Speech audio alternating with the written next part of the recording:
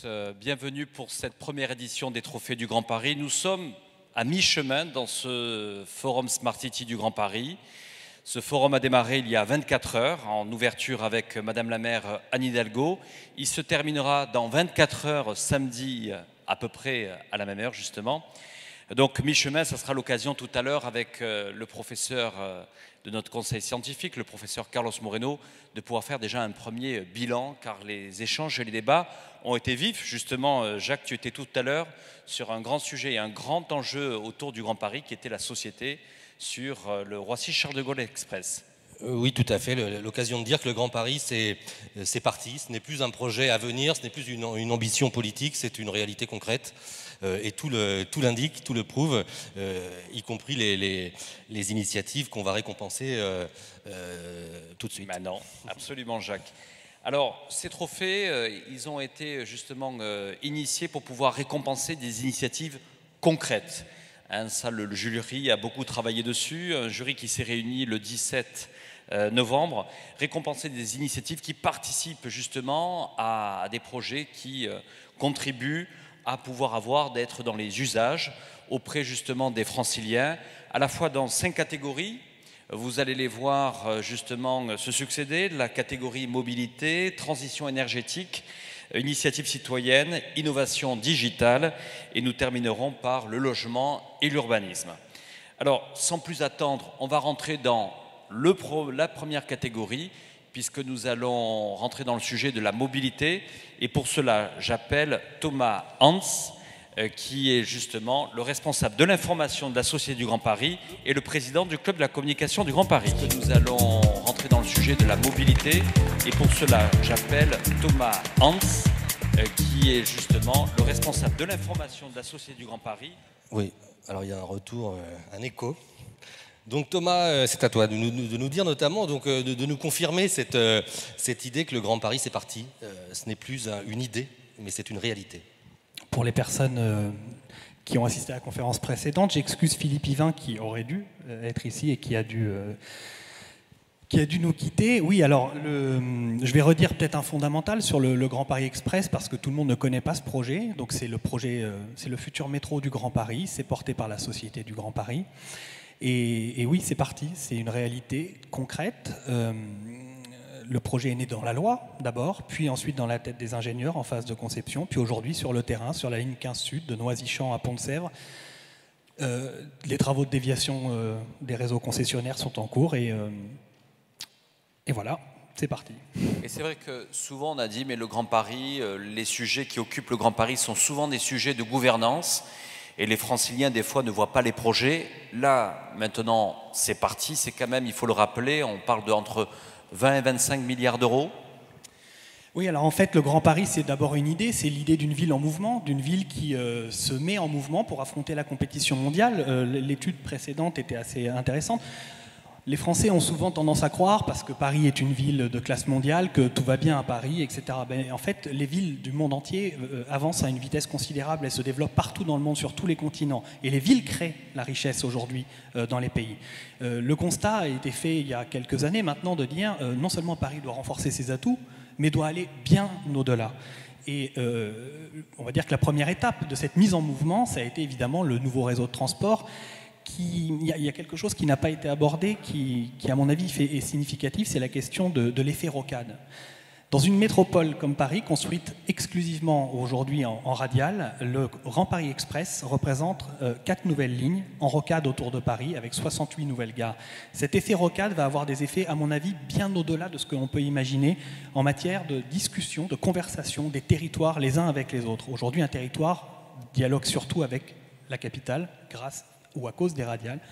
L'effet rocade va avoir un effet assez intéressant. Et M. Yvain en parlait tout à l'heure. On a lancé une étude sur les lieux culturels dans les quartiers de gare. Et c'est un exemple très concret. Il y a presque 300 lieux culturels dans les 800 mètres autour des 68 nouvelles gares. Ces lieux aujourd'hui existent, mais demain seront mis en réseau, par exemple, avec le Grand Paris Express. Et ce qui est valable pour la culture est valable pour les équipements sportifs, mais aussi pour les équipements de santé. On est en train de créer de nouvelles mobilités au service des gens. Alors, je sais que les débats étaient vifs durant ce jury du 17. On y reviendra, on remerciera tout à l'heure les membres du jury. on va pouvoir demander à l'enveloppe pour découvrir quel est le lauréat pour cette première édition des Trophées du Grand Paris, dans la catégorie mobilité. Dans la catégorie mobilité, les nommés sont Mouville Muse, TK Blue et Navia. Navia. Et le lauréat est Navia. Navia. Mouville Muse, TK Blue et Navia. Et le lauréat est Navia. Alors, Navia, le photographe pour immortaliser le moment. Et maintenant, c'est comme aux Oscars, c'est à vous. Voilà. Bien, je voudrais rapidement remercier effectivement, bien évidemment, en premier lieu les membres du jury qui nous ont permis, enfin qui nous ont attribué ce prix.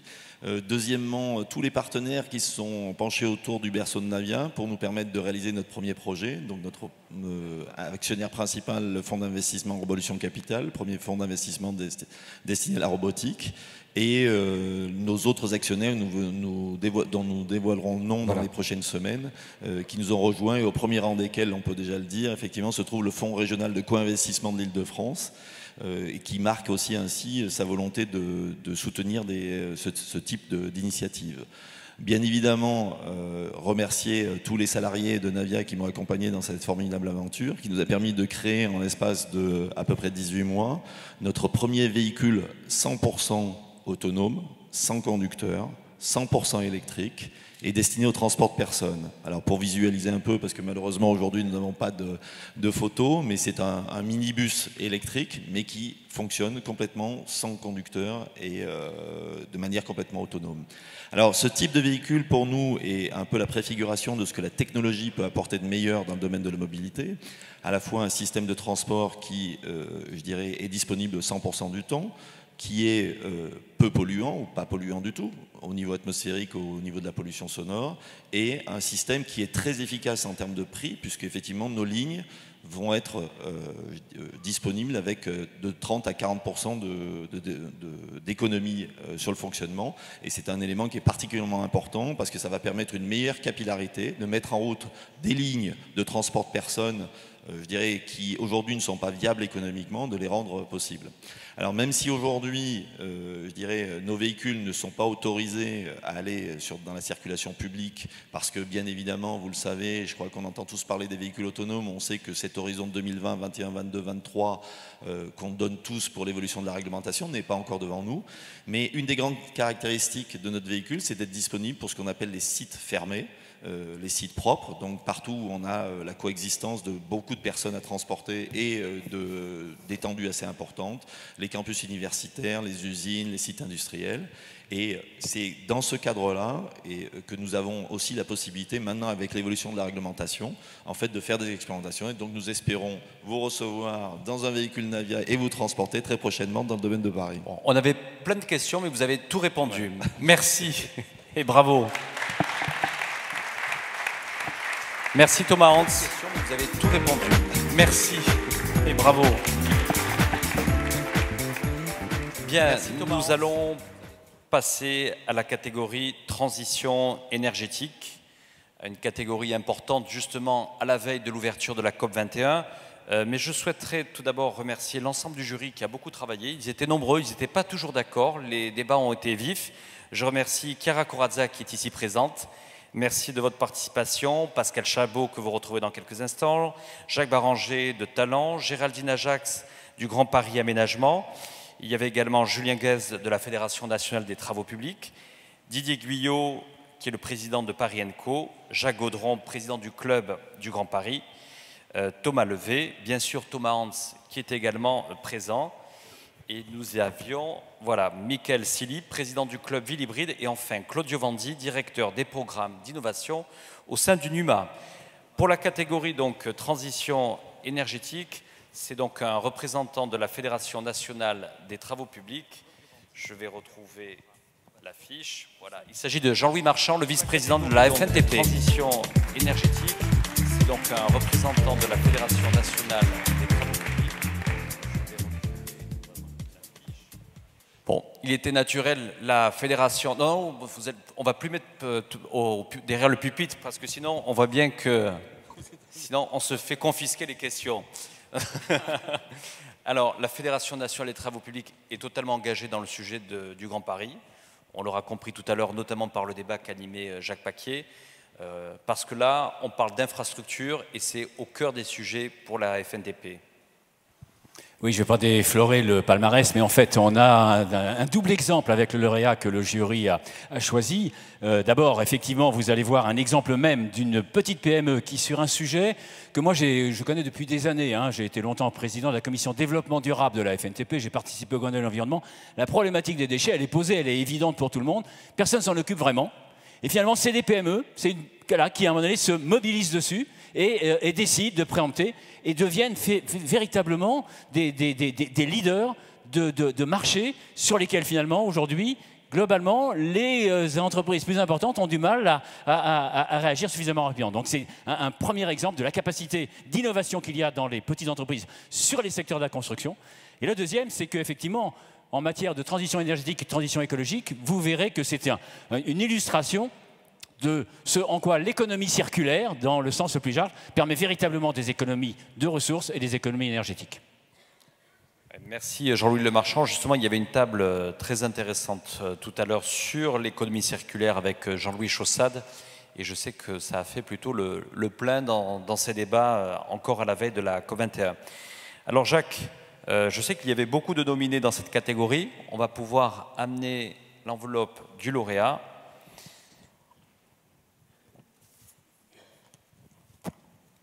Les nominés, d'abord. Les nominés étaient... Merci. Synergy Lab, Sense City, Paris-Saclay, Burgéap, ESUS. Le lauréat est ESUS. Lab, Sense City, Paris-Saclay, Burgéap, ESUS. Le lauréat est ESUS. Sense City. Oui, monsieur, donc présentez-nous. Vous êtes l'image, c'est le Airbnb du déchet de chantier, c'est ça? C'est conforme? C'est un peu ça, oui, exactement. Ou autrement, on nous appelle le Blablacar de la Terre aussi. Déjà, je voudrais remercier, monsieur, les membres du jury, de nous avoir choisis. Ce n'est pas toujours commun qu'une société issue des travaux publics puisse séduire le plus grand nombre. Mais blague à part, je vais juste rappeler quelques chiffres qu'on a pu annoncer dans la table ronde juste avant. C'est que les déchets du chantier représentent 5 fois plus en volume que les déchets d'ordures ménagères. Et c'était sans parler les prochains déblais qui arrivent du Grand Paris. Et donc, il va falloir trouver des nouvelles solutions pour les gérer au mieux. Et Soldating, qui est la plateforme d'échange de terre interchantier, peut faire partie de ces solutions. Donc nous, en fait, on a une solution, on crée une communauté qui met en relation les chantiers qui ont besoin d'évacuer de la terre avec des chantiers qui considèrent que cette terre, c'est un produit. Et ça permet de réduire l'impact carbone du transport et surtout de mettre en avant le recyclage des matières premières. Voilà.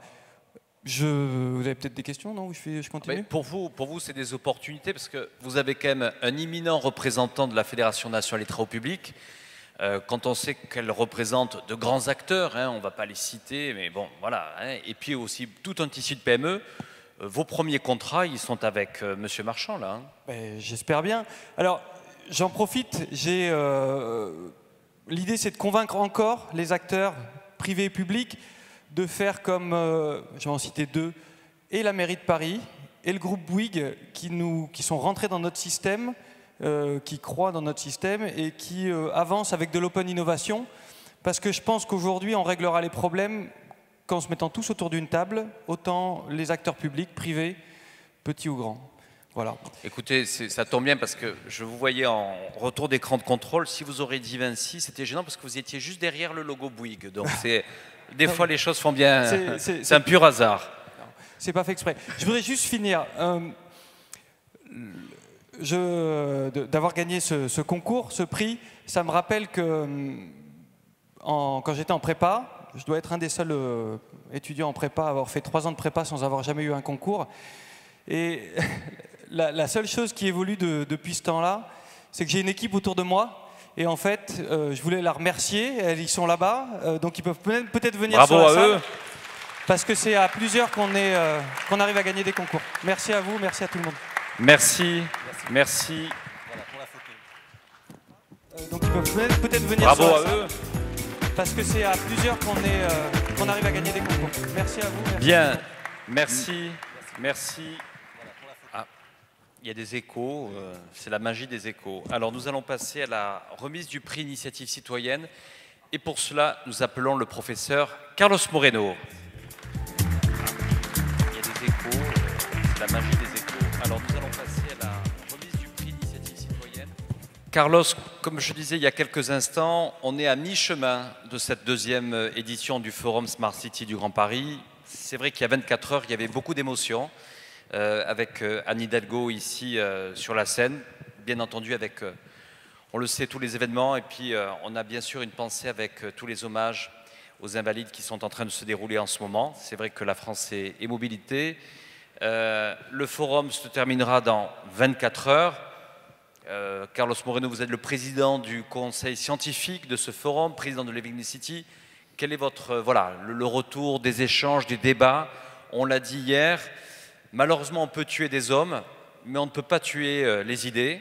Et les idées, il y en a eu beaucoup depuis 24 heures dans ce forum. Tout à fait. Merci Jean-Christophe et merci à toutes et à tous pour être aussi nombreux toujours aujourd'hui. Effectivement, Anne Hidalgo l'a dit hier, la France est en deuil, Paris est blessé et aujourd'hui nous sommes effectivement dans les hommages nationaux qui se déroulent à cet instant même. Donc c'est un prendre une certaine gravité que ce forum a pu avoir lieu. Nous avons remercié hier. Effectivement, donc, tous ceux qui ont participé pour que ça puisse avoir lieu. En même temps, à mi-chemin sur le déroulement du forum, plus que jamais, je suis totalement renforcé à mes convictions de ces rencontres que nous avons ici. Les prix, on l'a vu tout à l'heure, hier également. Et la problématique urbaine, c'est avant tout la convergence des trois grands piliers qui est d'abord l'innovation sociale, la réinvention des infrastructures et la puissance de la technologie ubiquitaire au service des nouveaux usages, d'une ville collaborative, d'une ville de partage, d'une ville résiliente, mais dans laquelle l'humain doit être au centre. C'est ce que nous appelons la ville vivante. Les événements actuels nous montrent que plus que jamais, la ville doit être vivante et je pense que les premiers points qu'on peut dégager, c'est ce foisonnement d'idées autour donc, de ces trois éléments. Le deuxième élément, c'est effectivement que les grands défis de la ville ne sont pas technologiques, mais que la technologie est un levier. Ça a été dit encore aujourd'hui à multiples reprises, et que nous avons des défis socio-économiques, écologiques, culturels et des résiliences pour que effectivement cette notion de ville intelligente et humaine continue à progresser. Et la troisième conclusion à mi-chemin, c'est l'attractivité de Paris et de son écosystème au niveau international, puisque nous avons énormément de speakers qui nous ont fait l'amitié de maintenir leur présence, qui se sont exprimés, et à chaque fois nous avons écouté ces messages de la communauté internationale nous disant la ville est un écosystème et nous faisons tous partie de cet écosystème et il faut créer des liens entre les villes pour qu'on développe des projets au siècle des villes, entre les villes mêmes et les acteurs, au-delà des frontières des États, qui est donc un concept au siècle de métropole qui commence à être dépassé et nous pouvons aujourd'hui le constater. Avec tes propos, Carlos, je crois que tu soutiens de plein cœur cette catégorie qui a été créée pour cette première édition, qui est ce prix de l'initiative citoyenne. Il y avait beaucoup de nominés, hein, Jacques, et on va découvrir justement les nominés et le lauréat. Tout à fait. Eh bien, je suis très heureux effectivement de ces prix d'initiative citoyenne pour une ville sociale, innovante et vivante. Les nominés sont Transway, Mosaïque RH, adoptinfriche.com et Enlarge Your Paris. Le lauréat. Le lauréat, Enlarge Your Paris. Enlarge Your Paris, Adoptinfriche. vainqueur de la catégorie initiative citoyenne. Le lauréat, Enlarge Your Paris. Enlarge Your Paris. La photo.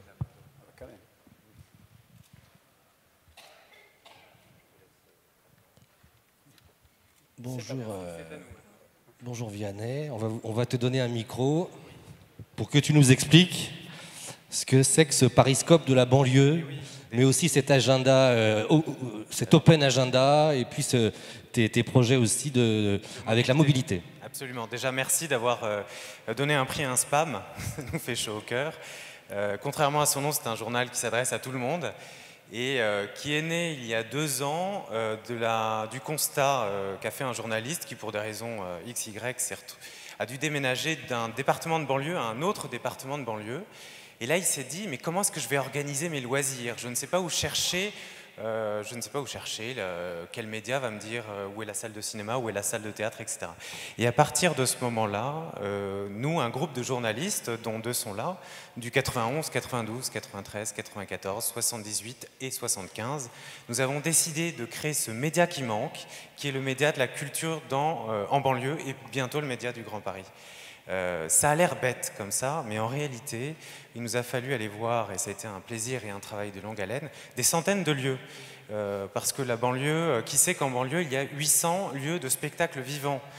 La banlieue est écrasée par Paris, qui est une ville extraordinaire, mais Paris plus la banlieue, ça écrabouille New York pour le théâtre, ça écrabouille Los Angeles pour le cinéma, ça écrabouille Londres pour la création contemporaine, et on n'a rien à envier à Berlin. La banlieue rattachée à Paris, Paris rattaché à la banlieue, c'est extraordinaire. Donc ce grand Paris de la culture, il existe déjà pour nous, et c'est celui qu'on a voulu mettre en exergue en mettant en place un agenda culturel en open data, parce que si tout le monde ne participe pas à ces milliers de lieux qui font la culture, ça ne fonctionnera pas.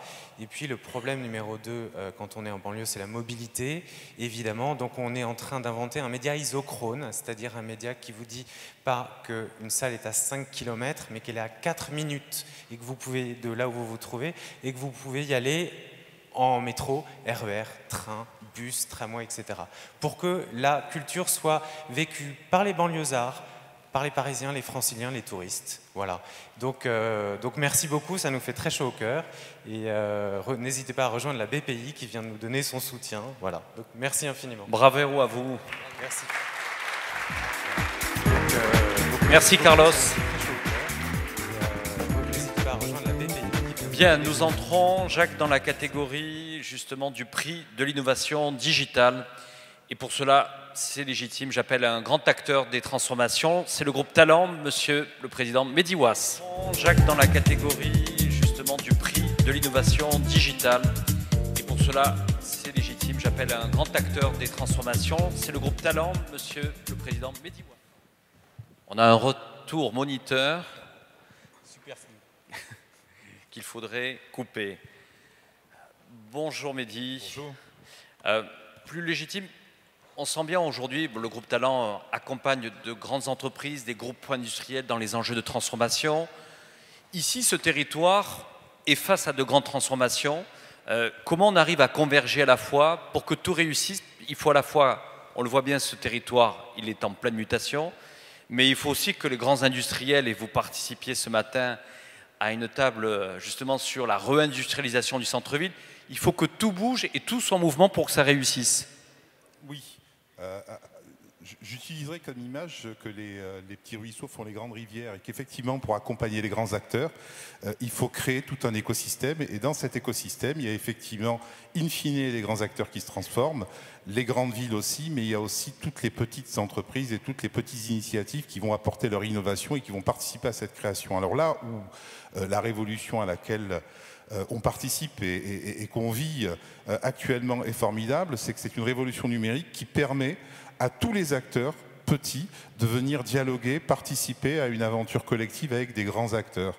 Et l'intérêt ou l'avantage de participer à un forum de ce type, c'est de se dire qu'on a envie, nous aussi, d'être citoyens dans notre action et de participer à la constitution ou à la construction de la ville de demain, celle qui va pouvoir accueillir les entreprises qui vont transformer naturellement notre environnement, notre pays et puis notre façon de vivre. Mehdi Ouass, j'en profite, il y a un village des startups durant ces 3 jours. Vous qui accompagnez, on va dire, de grands industriels sur leurs enjeux de transformation, comment vous voyez évoluer justement les coopérations entre startups, PME et ces groupes industriels? On a vu beaucoup de présidents de grands groupes qui sont allés visiter depuis hier ces startups qui sont sur l'innovation et notamment l'innovation digitale. Est-ce qu'on a beaucoup progressé sur ce terrain-là ? Oui, on ne peut pas accompagner les grands groupes si on n'a pas une force de frappe d'innovation importante. Et cette innovation, aujourd'hui, elle prend sa source dans les entreprises qui se créent dans les startups. Donc on a constitué, nous, au niveau de talent, tout un écosystème. Et cet écosystème, naturellement, il s'appuie sur des startups parisiennes, mais aussi des startups des grandes villes dans lesquelles nous sommes. Et aujourd'hui, c'est cette capacité de pouvoir sortir des terrains battus, de pouvoir innover et de pouvoir trouver des nouveaux chemins qui ne peuvent venir que d'entreprises petites, créatrices, novatrices et qui seront mises à disposition au service des grandes entreprises. Donc c'est le mixte des deux qui est intéressant. Et c'est vrai que la digitalisation et la numérisation de la relation aident à construire ce dispositif. Pour terminer, Talent, c'est aussi à l'international, mais pour vous, qu'est-ce que ça représente la dynamique du Grand Paris comme opportunité pour un groupe comme le vôtre ? C'est ce que je disais un petit peu à la table ronde à laquelle j'ai participé. Je pense qu'il est important pour nous, pour notre rayonnement, pour le rayonnement aussi de notre entreprise, d'être partie prenante d'une grande capitale qui va être un aimant et qui va attirer les talents. Plus on aura de talents sans jeu de mots qui viendront s'installer, qui viendront développer, qui viendront participer à l'initiative, à la créativité, à l'innovation de Paris et du Grand Paris, plus notre entreprise va aussi s'enrichir parce qu'elle va pouvoir aussi trouver des idées nouvelles à proposer à ses propres clients. Donc c'est ça qui nous motive dans cette aventure-là. Je voudrais juste aussi faire un petit clin d'œil puisqu'on est dans l'émotion. Moi j'ai été frappé 2 fois puisque je suis français, je suis tunisien, j'ai 2 villes qui me tiennent à cœur et qui sont chères pour moi, c'est Paris et c'est Tunis. Et j'aurais dû être il y a 2 jours à Tunis pour un forum équivalent qui pourrait peut-être être jumelé. C'était le forum du Smart City Tunis et malheureusement qui a été postponé. Donc voilà, j'ai une pensée aussi amicale à tous mes compatriotes tunisiens. On peut le dire aussi, bien sûr, on peut applaudir. Merci. Mehdi-Ouass, je vous propose, on va découvrir les nominés. Ils sont au nombre de 4. Merci. Alors, les nominés sont Mesotic, Terra Mobilita, Eurosmart et Redbird. Et le lauréat est Redbird. Bravo à Redbird.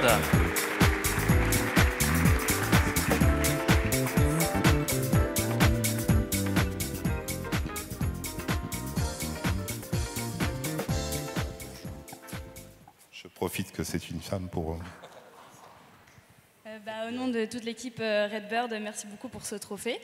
Redbird, en quelques mots, c'est un software qu'on a développé qui permet de récupérer les données traitées par nos drones, qui sont accessibles ensuite via un cloud collaboratif qui permet d'avoir les données en temps réel des photos traitées par nos drones.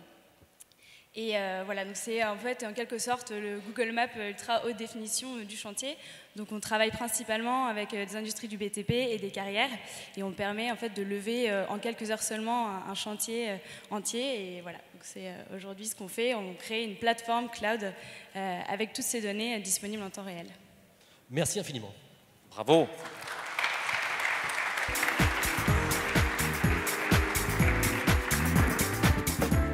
Enfin, Jacques, on arrive à cette dernière catégorie qui a été beaucoup discutée, je crois.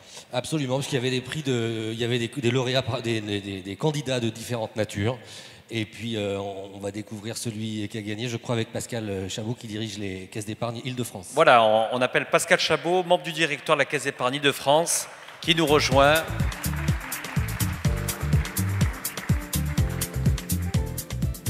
Bonjour Pascal. Bonjour à tous. Il faut le dire, on n'a pas de secret pour nos invités du jour. le jury s'est passé chez vous. Oui, absolument, dans nos locaux de la Caisse d'épargne. Et la Caisse d'épargne Île-de-France. Et au fond, une de nos motivations, c'est que nous, on est la banque régionale. Et au fond, on a envie vraiment de s'investir dans notre... On aime notre ville, on aime notre région. Je pense qu'on ne le dit pas assez, ça. Souvent, un Breton aime bien la Bretagne, un Alsacien aime bien l'Alsace. Mais nous, souvent, on a du mal à dire qu'on aime bien Paris, le Grand Paris et l'Île-de-France. Et pour nous, c'était important de participer à cette manifestation. On l'a dit, il y a eu des échanges durant ce jury plutôt vif. Hein, il y avait vraiment des points divergents. Et puis quand même, il y a eu, on va dire, à un moment donné, une issue. Je crois que ça s'est joué à pas beaucoup de voix d'écart sur le lauréat de la catégorie urbanisme. Oui, forcément, l'urbanisme, c'est central dans une ville comme Paris, dans une région comme l'Île-de-France, dans le Grand Paris. Et là, il y avait vraiment de très, très, très beaux projets. Alors ceci dit, le projet qui va être récompensé a vraiment, lui, des vertus qui me paraissent essentielles, même si les autres en avaient aussi tout autant. C'est que celui-ci, il préfigure vraiment ce que c'est que la ville durable, et j'allais dire de demain, mais quand on parle de demain, c'est vraiment demain, c'est 2017. C'est pas... Parce que souvent, on dit autour du Grand Paris, il y a des projets à 10 ans, 15 ans. Celui-ci, il est vraiment tout de suite, et il est important. Et nous, Caisse d'épargne, vraiment, là, on insiste, mais on a envie de se projeter dans ce Grand Paris, de faire tout ce qui est possible pour une banque régionale, de mobiliser nos 5000 collaborateurs, de mobiliser nos 3 millions de clients, parce que notre modèle, il est simple. Chaque euro qui est déposé à la Caisse d'épargne en Île-de-France est réinvesti totalement dans les projets franciliens. Et là, je fais un appel, si vous avez envie, si vous n'êtes pas encore client de la Caisse d'épargne, alors 3 millions, il n'y en a pas beaucoup qui ne sont pas clients de la Caisse d'épargne, mais si vous voulez ouvrir un compte, sachez que chaque euro que vous déposerez sur votre compte, ou que vous épargnerez chez nous, sera totalement réinvesti dans des projets franciliens. Et c'est le moment de porter l'Île-de-France, parce que derrière tous les projets en cours, il va falloir trouver les financements. C'est important, et plus on aura les financements, plus on pourra accélérer les projets. Mais si je crois, il y a même une enveloppe qui est un petit peu dédiée, consacrée sur les investissements du Grand Paris. Oui, nous, aujourd'hui, on a en gros 8 milliards de financements mis en place chaque année, ce qui est déjà important. Et on songe à rajouter 1 milliard supplémentaire qui serait fléché vers tous les projets du Grand Paris. Et donc, c'est quelque chose on est en train de mettre en place et on l'annoncera vraiment officiellement en tout début d'année prochaine. Eh bien, on va pouvoir découvrir... les nominés dans cette catégorie, donc logement, aménagement et urbanisme. Merci. Alors, les nommés sont Fitech, Altarea Corgidim et Sogaris. Et le lauréat est Sogaris.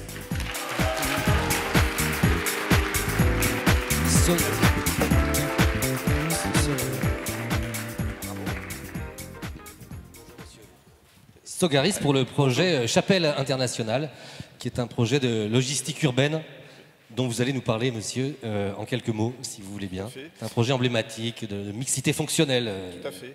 Merci. Merci au jury. Nous sommes ravis que Sogaris et son opération Chapelle Internationale aient été désignés lauréats.